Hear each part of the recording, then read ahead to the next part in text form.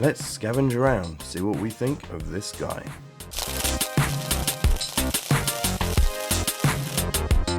Welcome to Autobot Arcade.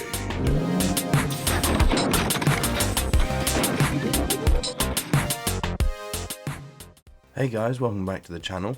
Autobot Arcade here, bringing you another Transformers review. This time it's the Transformers Studio Series 86 Scavenger. But before we get into the review, don't forget to follow us on Facebook and Instagram at Autobot Arcade and Autobot Arcade Reviews. But without further ado, let's get into this review. As usual, starting off with the packaging, and on the front of the box we have the nice open window to see the figure. We have the Transformers Studio Series logo down the bottom, and some digital artwork of him on the side of the front, wrapping around onto the first side of the box. On the back of the box we have him in both vehicle mode and robot mode, sporting his weapon and a little picture of the combined Devastator. And on the final side of the box we have another digital render of the combined Devastator. And here he is out of the box. But before we take a closer look at him, who is Constructicon Scavenger? Scavenger is one of the original 6 Constructicons, the Decepticon team of engineers and builders who combine to form Devastator, in which he usually becomes the right arm. Of all the Constructicons, he is the least confident and most insecure of the group. Scavenger constantly feels the need to prove his worth to Megatron and the other Decepticons, which drives him to overperform or act recklessly at times. Despite his insecurities, he is loyal and hardworking, and his technical skills in excavation, mineral detection, and resource recovery make him a valuable asset to the Decepticon cause. And here we have him out of the box, and he does actually look pretty cool.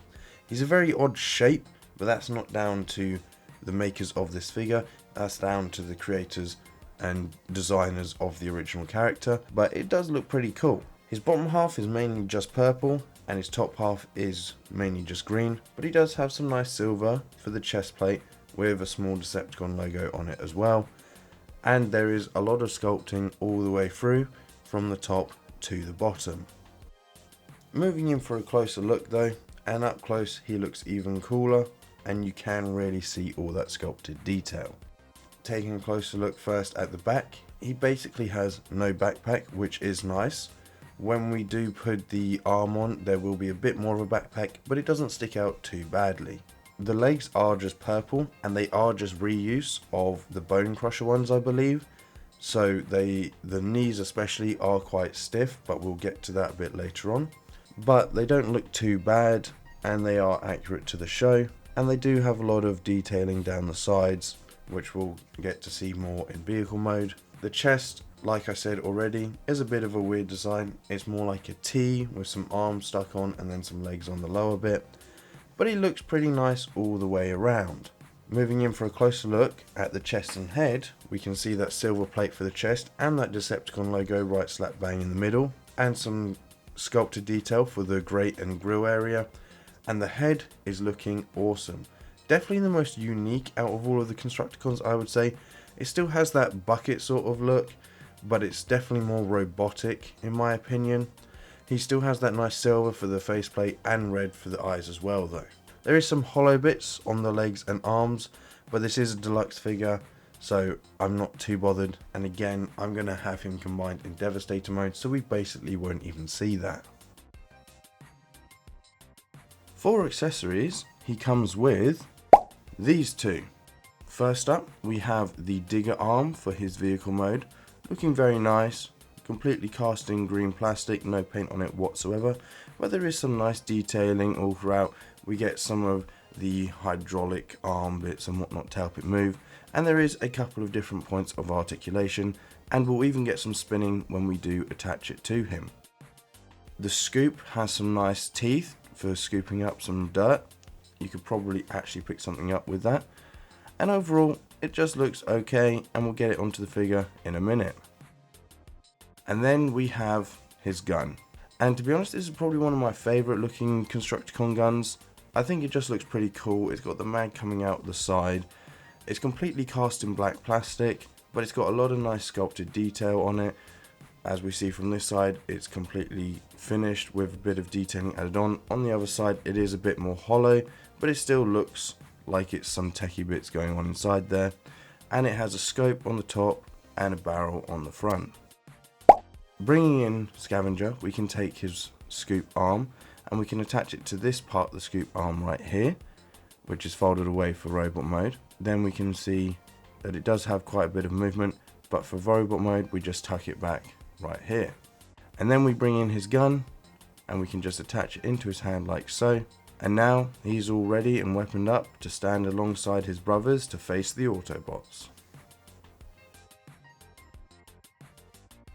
For articulation, the head can spin all the way around and look up and down slightly and slightly to the sides. The arms can come out this far, back this far and forwards this far. There's a ball joint at the elbow allowing it to spin all the way around and bend 90 degrees. There's no articulation at the wrist, just a hinge for transformation, and nothing at the waist either. The legs can come out this far, back this far and forwards this far. There's a swivel at the upper leg and a very stiff joint for the knees, just like with Bone Crusher, as these are the same legs as Bone Crushers. We have some nice ratchets, and due to transformation we have some toe articulation as well. For some robot mode size comparisons, here he is next to the Transformers Rise of the Beast Bumblebee, the Transformers Rise of the Beast Optimus Prime, the Gamer Edition Ratchet, the G1 Commander Class Optimus Prime, some of his Constructicon brothers. First up we have Scrapper, and we have Hook. And then for some other comparisons, we have the Marvel Legends Sam Wilson Captain America, and finally the Star Wars Black Series Shaq T. But without further ado, let's get down to transformation.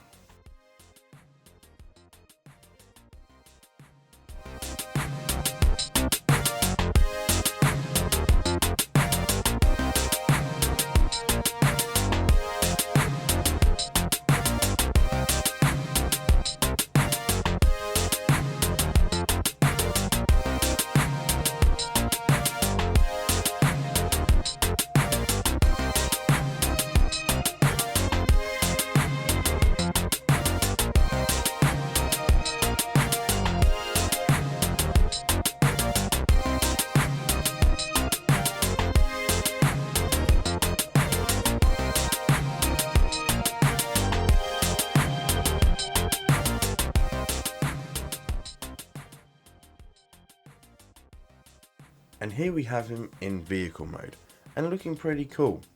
As with all of the others, he is a lot of green. There is also some purple on those tracks, which does look a bit odd to me, but is accurate to the cartoon.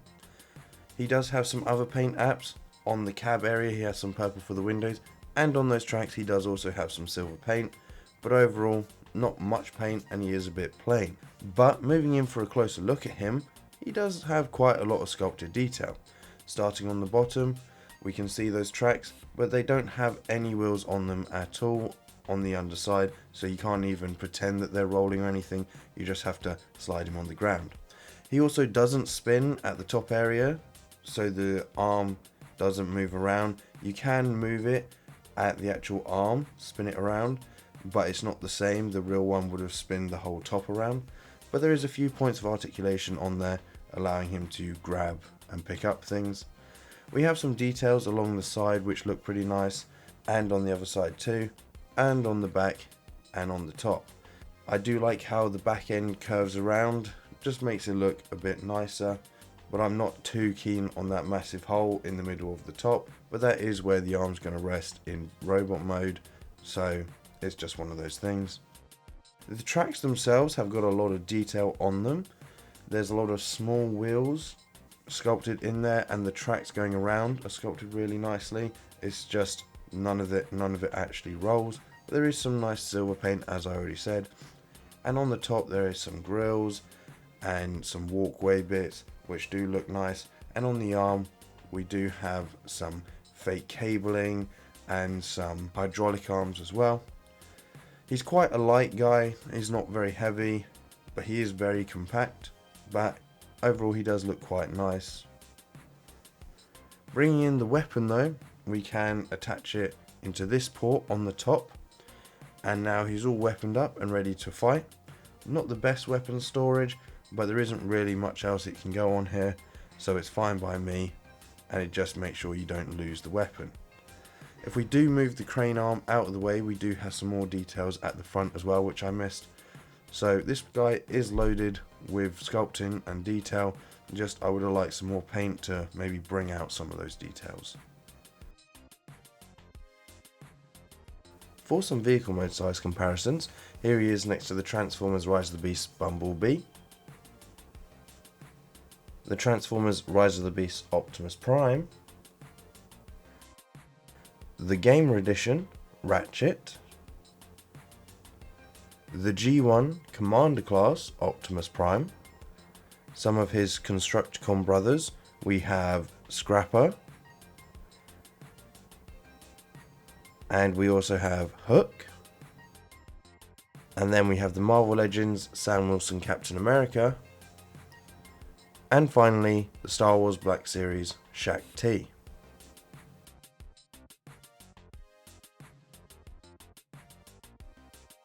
And that's a wrap on our review of the Transformers Studio Series 86 Scavenger, the final figure we needed in order to combine and make Devastator, which you're going to see very soon and I'm very much looking forward to. Overall, he's a nice figure, pretty much the same as with the rest of them. There are some areas he could have improved in, like the tracks, there's no wheels at all, and I would have liked it if the top part of him with the actual crane arm would have been able to spin round like a real one of those construction vehicles, but it is just a toy and it is going to combine to make Devastator, so I'm not that annoyed about it. But before he starts digging his way out of here, don't forget to hit that thumbs up, click the subscribe button for more Transformers reviews, and if you enjoyed the video, why not leave a comment down below, tell me how excited you are to get your hands on these guys and build Devastator.